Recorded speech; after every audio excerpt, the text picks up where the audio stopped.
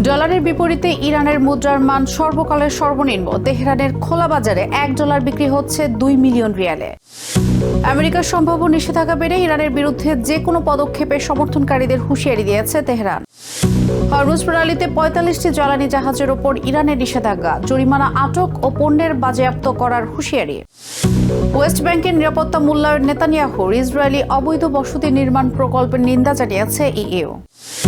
গাজার অস্থায়ী চিড়িয়াখানায় ইসরায়েলি আগ্রাসনে বাস্তুচ্যুতি, ক্ষুধা ও চিকিৎসাহীনতার শিকার প্রাণীরাও।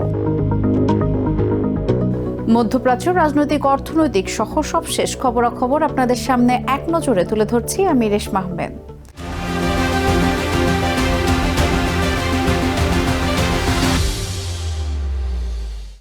আমেরিকা ইসরায়েলের সাথে যুদ্ধের প্রায় 6 মাস পূর্ণ হওয়ার মুখে চরম মন্দায় পড়েছে ইরানের অর্থনীতি।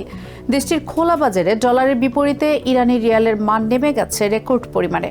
সবশেষ সোমবার তেহরানের গ্র্যান্ড বাজারে $1 দাম দাঁড়িয়েছে 2 মিলিয়ন রিয়ালে। ইরানের ওপর একের পর এক আমেরিকান নিষেধাজ্ঞা, অবকাঠামোগত ক্ষয়ক্ষতি এবং স্থবির হয়ে পড়া শান্তি আলোচনার প্রভাবে আকাশ ছোঁয়া মুদ্রাস্ফীতির মুখোমুখি সাধারণ মানুষ। এমন পরিস্থিতির মধ্যেও নতি স্বীকার না করে উল্টো হরমুজ প্রণালী অবরোধের মাধ্যমে বিশ্ববাজারে চাপ সৃষ্টি অব্যাহত রেখেছে তেহরান। দীর্ঘদিন ধরে আমেরিকান অবরোধে ধুঁকতে থাকা ইরানের অর্থনীতিতে বড় আঘাত এনেছে 6 মাস ধরে চলা যুদ্ধ। দেশটির স্থানীয় সংবাদ মাধ্যমগুলোর তথ্য অনুযায়ী রবিবার তেহরানের খোলা বাজারে প্রতি ডলার বিক্রি হয়েছে রেকর্ড 2 মিলিয়ন রিয়ালে, যেখানে যুদ্ধ শুরুর আগে $1 ছিল 1.3 রিয়ালের সমান। ফলে রিয়ালের এই বিশাল বোঝা বহনের পরিবর্তে বাজারে থাকা সীমিত পরিমাণ ডলারই এখন সাধারণ মানুষের ভরসা হয়ে উঠছে।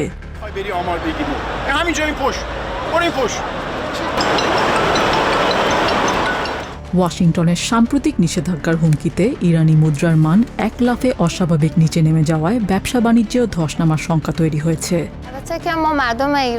আমরা ইরানের জনগণ অতীতেও নিষেধাজ্ঞার মুখোমুখি হয়েছি, তবে নতুন করে দেয়া এসব নিষেধাজ্ঞায় নির্দিষ্ট কিছু খাতকে লক্ষ্য করা হয়েছে। এর ফলে সমাজের সামগ্রিক অর্থনৈতিক পরিস্থিতি বদলে যাচ্ছে। মুদ্রার দরপতন আর আমদানি সংকটের কারণে মানুষের ক্রয় ক্ষমতা স্বাভাবিকের চেয়ে অনেক কমে গেছে। নিত্যপণ্যের মূল্যবৃদ্ধি আর বাজার অস্থিরতার কারণে বিক্রি কমে যাওয়ায় চরম লোকসানের মুখে পড়েছেন ক্ষুদ্র ও মাঝারি ব্যবসায়ীরা। মরিয়ম আশেঘির মতে, যুদ্ধাবস্থার দূর হওয়া এবং নিষেধাজ্ঞা শিথিল হলেই কেবল পরিস্থিতির উন্নতি হতে পারে। বছরের পর বছর ধরে নিষেধাজ্ঞার কবলে থাকা ইরানের অর্থনীতি বরাবরই কোণঠাসা। এর মধ্যে সাম্প্রতিক যুদ্ধের কারণে বৈদেশিক মুদ্রার দাম প্রতিনিয়ত ওঠানামা করায় বিক্রি করা পণ্যের বিকল্প উৎস খুঁজে পাওয়া কঠিন হয়ে পড়েছে। তবে অর্থনৈতিক মন্দার জন্য ট্রাম্প প্রশাসনের নিষেধাজ্ঞাকে দায়ী করলেও তা কাটিয়ে ওঠার বিষয়ে আশা হারাননি তেহরানের গ্র্যান্ড বাজারের ব্যবসায়ীরা। ট্রাম্প নতুন নিষেধাজ্ঞা জারি করেছেন ঠিকই, তবে আমরাও শিখে গেছি কিভাবে এসব নিষেধাজ্ঞা এড়িয়ে চলতে হয়। আমাদের খরচ হয়তো বেড়েছে এবং দেশের মানুষের ওপর অর্থনৈতিক চাপ সৃষ্টি হচ্ছে, যা কষ্টকর। তবে আমরা বিশ্বাস করি ইনশাল্লাহ আমরা এই সংকট অতিক্রম করতে পারব। তেহরানের এই ব্যবসায়ীর মতে, অর্থনৈতিক অবরোধ আরও কঠোর করলেও ইরান অনেক বড় দেশ। তবে শুরু থেকেই দক্ষিণের বন্দরের ওপর অতি নির্ভরতা পরিহার করে বিকল্প তৈরি দরকার ছিল বলে মত দেন তিনি, যেখানে দেশটির মোট বাণিজ্যের 70 থেকে 80% দক্ষিণাঞ্চলের বন্দরের ওপর নির্ভরশীল। নতুন অভিজ্ঞতা থেকে শিক্ষা নিয়ে এখন ট্রাম্পের অহংকার চূর্ণ করাই তেহরানের একমাত্র লক্ষ্য উচিত বলে মন্তব্য করেন তেহরানের এই ব্যবসায়ী। এই অভিজ্ঞতা থেকে শিক্ষা নিয়ে ভবিষ্যতে অন্য সীমান্ত দিয়ে পণ্য আনা যাবে, যেমন তুর্কির বন্দরে পণ্য নিয়ে এসে বিকল্প উপায়ে তা দেশে ঢোকানোর পথ বের করা সম্ভব। এতে খরচ হয়তো কিছুটা বাড়বে, তবে আমাদের প্রধান লক্ষ্য হলো ট্রাম্পকে হাঁটু পানিতে এনে বসানো বা তার অহংকার চূর্ণ করা।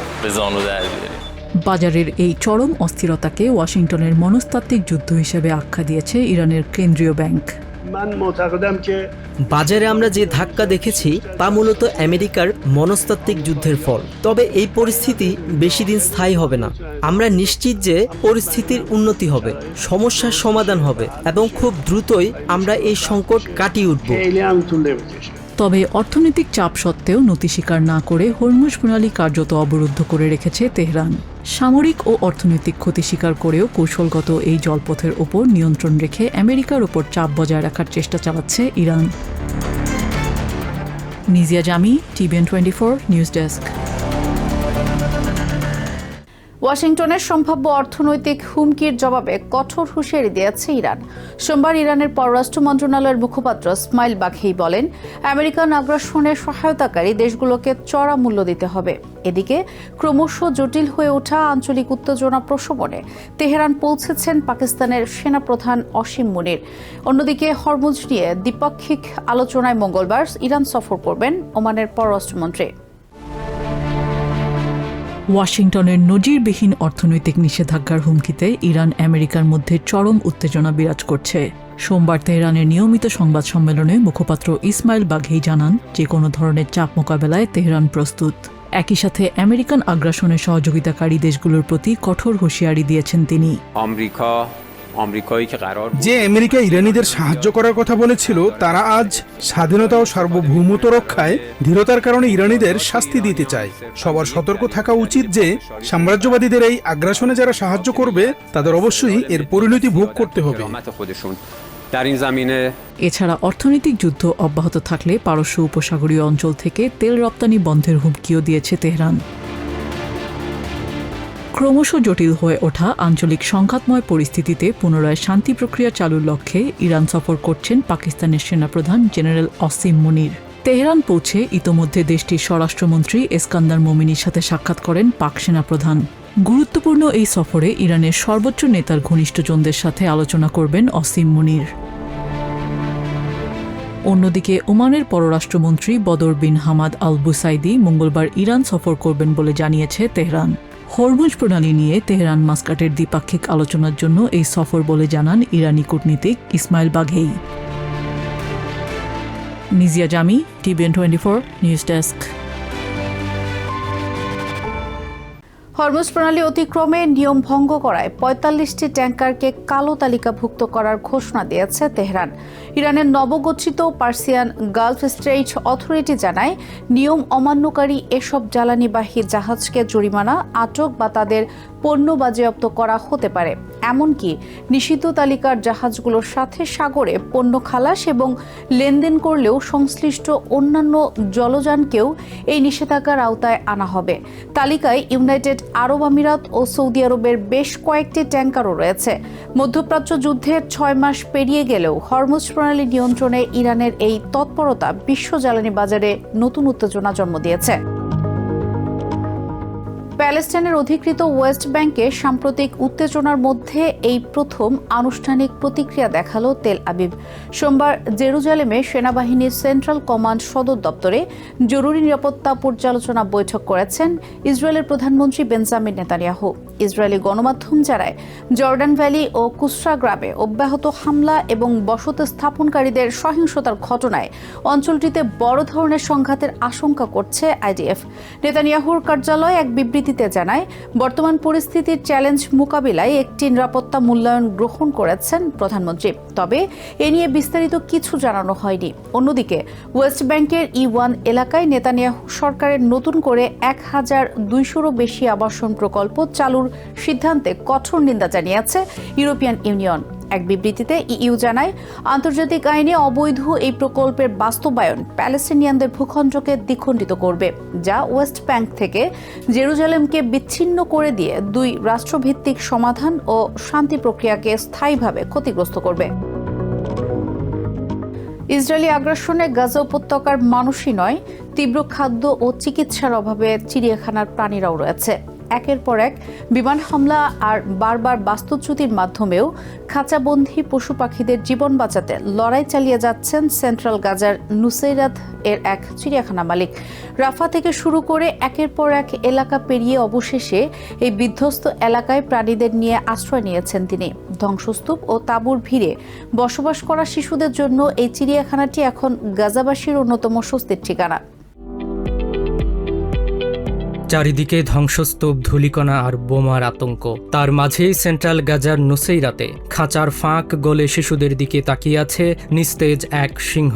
যুদ্ধের নৃশংসতায় বারবার বাস্তুচ্যুত হয়ে এই পশুদেরও দৌড়াতে হয়েছে এক জায়গা থেকে অন্য জায়গায়। শেষ পর্যন্ত নুসেইরাতে থাকার জায়গা পাওয়াটা ছিল অস্থায়ী চিড়িয়াখানার এই পশুদের চরম সৌভাগ্য।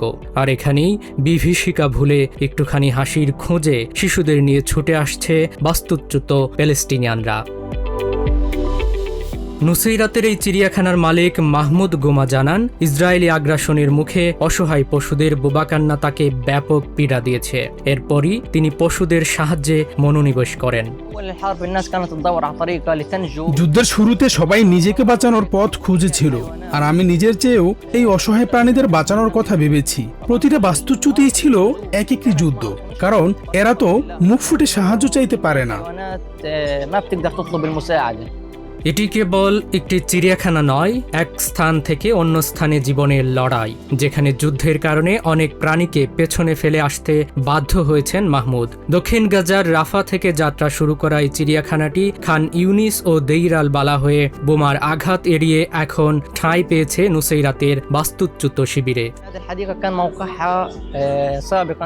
আমরা রাফাহ থেকে খান ইউনিস, দেইর আল বালা হয়ে এখন নুসেইরাতে আছি। এই প্রাণীগুলো আমার জীবনের অংশ। যেখানেই গিয়েছি ওদের সাথে নিয়ে গেছি, কারণ পুরো গাজায় শিশুদের বিনোদনের জন্য এটাই হয়তো এখন একমাত্র জায়গা। খাবার ও ওষুধের চরম সংকটে গাজার গৃহপালিত ও বন্যপ্রাণীদের জীবন এখন মারাত্মক হুমকির মুখে। তাজা মাংসের বদলে হিমায়িত খাবার পেয়ে অপুষ্টিতে মরছে নতুন জন্মানো শাবকও। যুদ্ধের কারণে পশু পাখিদের পুষ্টি ও চিকিৎসা ব্যবস্থা ধ্বংস হয়ে গেছে।